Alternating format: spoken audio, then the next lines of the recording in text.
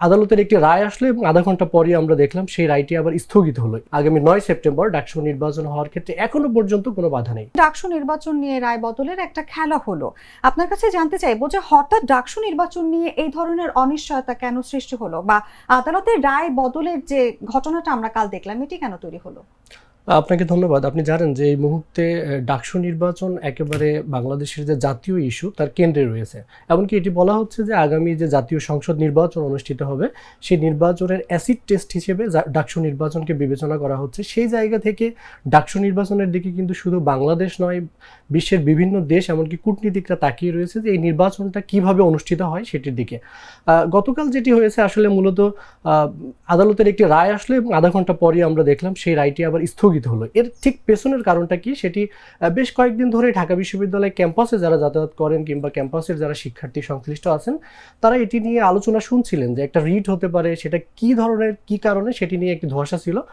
পরে প্রতিরোধ পরিষদ নামে যে বাম ছাত্র সংগঠনের কয়েকটি ছাত্র সংগঠনের নেতাকর্মীরা মিলে একটি পরিষদ দিয়েছে, সেই পরিষদের মুক্তিযুদ্ধ এবং গণতন্ত্র বিষয়ক গণতান্ত্রিক আন্দোলন বিষয়ক সম্পাদক ফাহমিদা নামে একজন প্রার্থী, তিনি মূলত এই রিটটা করেন এবং এই রিটটা করেন মূলত শিবির সমর্থিত যে ঐক্যবদ্ধ শিক্ষার্থী জোট নামে যে প্যানেল, সেই প্যানেলের এজিএস প্রার্থী SM ফরহাদ। আপনি জানেন যে এই ফরহাদকে নিয়ে তুমুল বিতর্ক রয়েছে যে সে আসলে যে সময়ে আওয়ামী লীগ ক্ষমতায় ছিল এবং ছাত্রলীগের একটি রাজত্ব ছিল ঢাকা বিশ্ববিদ্যালয় ক্যাম্পাসে, সেই সময়ে সে সমাজ কল্যাণ অনুষদের যে কমিটি, সেই কমিটিতে সে একটি পদে ছিল, সহ সম্পাদক কিংবা অন্য কোনো একটি পদে। এটি নিয়ে একটি তুমুল বিতর্ক রয়েছে এবং এই বিতর্কের কেন্দ্রেই কিন্তু এই রিটের প্রেক্ষাপটটা তৈরি করেছে। এবং তিনি মূলত রিট করেছেন ফাহমিদা যে গ্রাউন্ডে, সেটি হলো যে SM ফরহাদ ছাত্রলীগের সাবেক নেতা, তিনি ওই পদ থেকে এখনো পর্যন্ত পদত্যাগের ঘোষণা দেননি কিংবা ছাত্রলীগ ওই কমিটি বাতিল করেছে বলেও কোনো তথ্য নেই।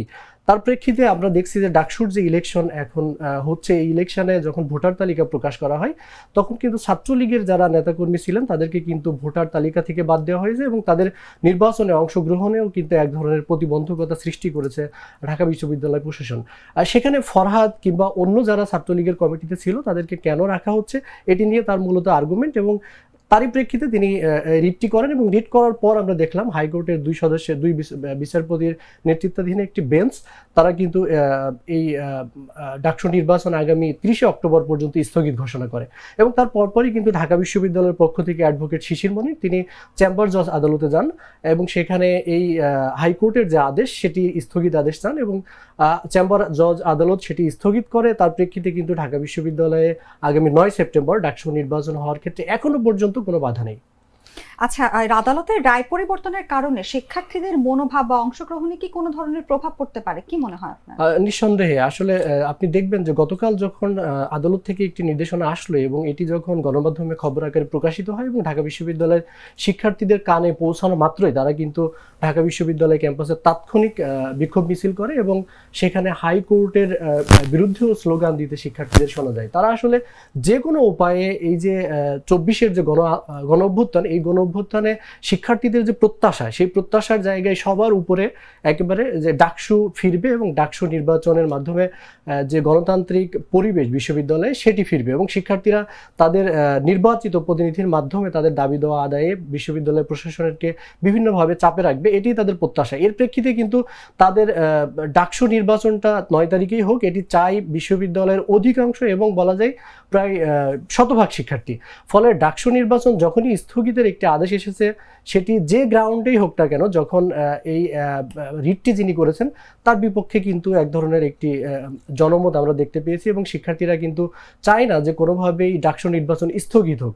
এবং এমনকি যে প্রার্থী রিট করেছেন তিনিও বলছেন যে 9 তারিখেই নির্বাচন চান এবং তার প্যানেলের যারা VP/GS প্রার্থী তারাও কিন্তু 9 তারিখেই নির্বাচন চান। কিন্তু তারা বলছেন যে যারা ছাত্রলীগের সাথে এর আগে যুক্ত ছিল তাদের প্রার্থিতা যেহেতু দেওয়া হয়নি সেহেতু SM ফরহাদেরও দেওয়া হবে না।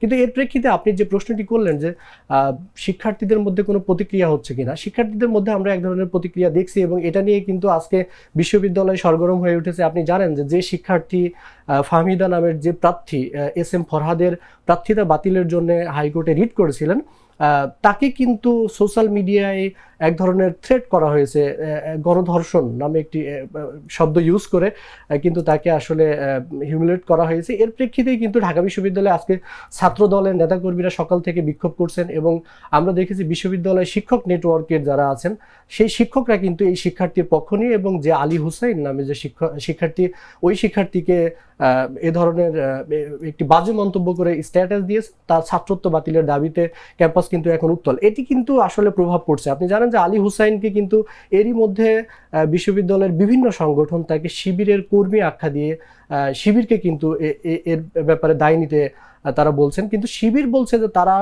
আলী হুসাইন নামে তাদের কোনো ধরনের কর্মী বা সমর্থক কেউই নেই। আলী হুসাইন বিভিন্ন সময় বিভিন্ন ধরনের পোস্ট দিয়ে থাকেন। এর আগে তিনি বিএনপি বা ছাত্রদলের সমর্থনেও পোস্ট দিয়েছেন, কখনো কখনো তিনি জামাতের সমর্থনেও পোস্ট দিয়েছেন। এই যে সামগ্রিক একটি পরিস্থিতি, এই পরিস্থিতিতে কিন্তু আসলে বিশ্ববিদ্যালয়ের শিক্ষার্থীরা একটা দ্বিধাদ্বন্দ্বে পড়ে গেছেন এবং আগামী 9 তারিখে যদি নির্বাচন হয় সেক্ষেত্রে কাদেরকে তারা ভোট দেবেন তা যাচাই বাছাইয়ের জন্য কিন্তু তারা আবার পুনরায় মনস্থির করবেন। আচ্ছা, যেমনটি আপনি বলছিলেন যে শিক্ষার্থীদের প্রত্যাশা একটি গণতান্ত্রিক প্ল্যাটফর্মের, চলমান টালবাহানার মধ্যে ডাকসু নির্বাচন কি সত্যি শিক্ষার্থীদের জন্য গণতান্ত্রিক প্ল্যাটফর্ম হিসেবে হয়ে উঠতে পারবে? আপনার কি মনে হয়? আগামী 9 তারিখে যে নির্বাচন হবে সেই নির্বাচনের পরিবেশ কি থাকবে, শিক্ষার্থীরা কতটা স্বাচ্ছন্দ্যে ভোট দিতে পারবে কিংবা সুষ্ঠু ভোট গ্রহণ অনুষ্ঠিত হবে এবং ফলাফল পর্যায় পর্যন্ত কতটা বিশ্ববিদ্যালয় প্রশাসন বিশ্ববিদ্যালয়ের পরিবেশ শান্ত রেখে সেটি করতে পারবে, সেটির উপরে কিন্তু এটি নির্ভর করবে যে আসলে ডাকসু নির্বাচনের ফলে গণতান্ত্রিক একটি ডাকসু শিক্ষার্থীরা পাবে কিনা কিংবা ক্যাম্পাসে গণতান্ত্রিক পরিবেশ ফিরবে কিনা। এখানে একটি বিষয় যে ডাকসু দীর্ঘদিন পর কিন্তু অনুষ্ঠিত হচ্ছে। আমরা দেখেছিলাম যে 1992-91 সালে সেই ডাকসু নির্বাচনের পর কিন্তু দীর্ঘদিন বন্ধ ছিল, প্রায় 28 বছর। এরপর কিন্তু 2019 সালে একটি নির্বাচন হয়, এরপর আবার সে অনিয়মিত হয়ে পড়ে। ফলে ডাকসু ঘিরে যে একটি গণতান্ত্রিক পরিবেশ ক্যাম্পাসে গড়ে উঠবে সেটি সম্ভব হয়নি।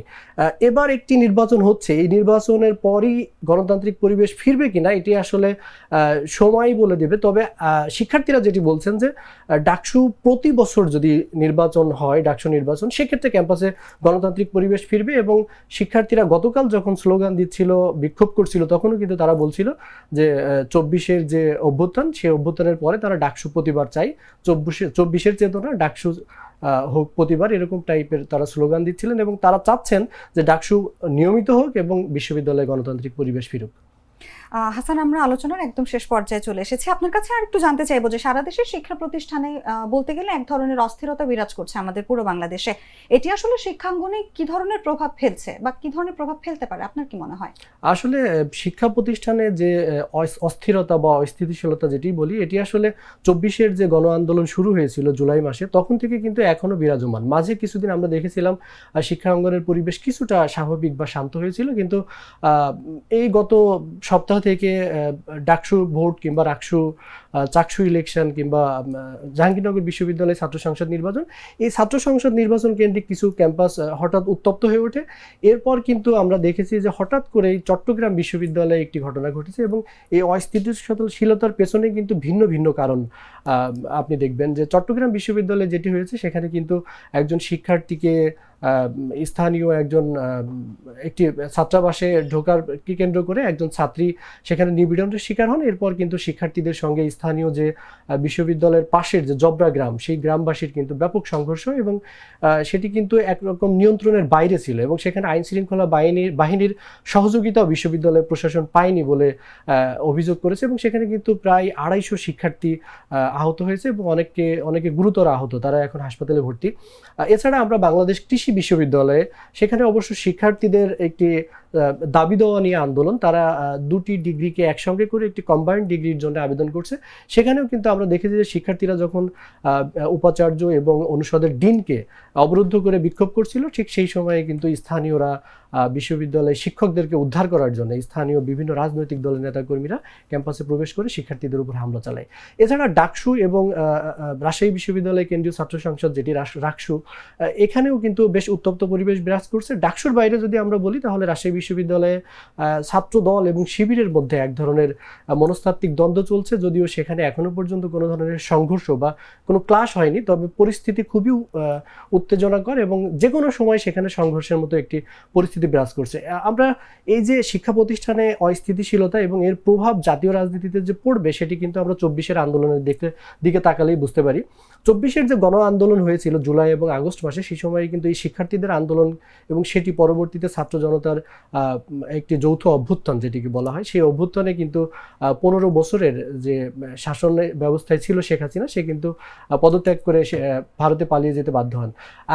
এই যে এখন যে অস্থিতিশীলতা বিরাজ করছে, এর ফলে আগামীর যে জাতীয় সংসদ নির্বাচন, সেখানে একটি বড় ধরনের প্রভাব পড়ার আশঙ্কা করছে। আমি ঢাকা বিশ্ববিদ্যালয়ের বেশ কয়েকজন শিক্ষকের সঙ্গে আজ সকালেই কথা বলছিলাম, তখন তারা বলছিলেন যে আসলে এটি জাতীয় নির্বাচনের জন্য একটি নেতিবাচক মেসেজ বা বার্তা। যদি এই ধরনের পরিস্থিতি তৈরি হয় এবং বিশ্ববিদ্যালয়ে কোনো ধরনের অনাকাঙ্ক্ষিত ঘটনা ঘটে এবং কেউ যদি গুরুতর হতাহত এবং নিহত বা লাশ পড়ার মতো ঘটনা ঘটে, সেক্ষেত্রে কিন্তু জাতীয় নির্বাচন পিছিয়ে যাবে এবং এটি বাংলাদেশের জন্য একটি অশনি সংকেত হয়ে দাঁড়াবে। আপনি যেমনটি বলছিলেন সুন্দর করে যে এটি আসলে জাতীয় নির্বাচনের জন্য একটি নেতিবাচক প্রভাব পড়তে পারে। আমাদের প্রত্যাশা থাকবে একটি সুষ্ঠু সুন্দর ডাকসু নির্বাচনের। ধন্যবাদ আদিব আপনাকে আমাদের সঙ্গে থাকার জন্য।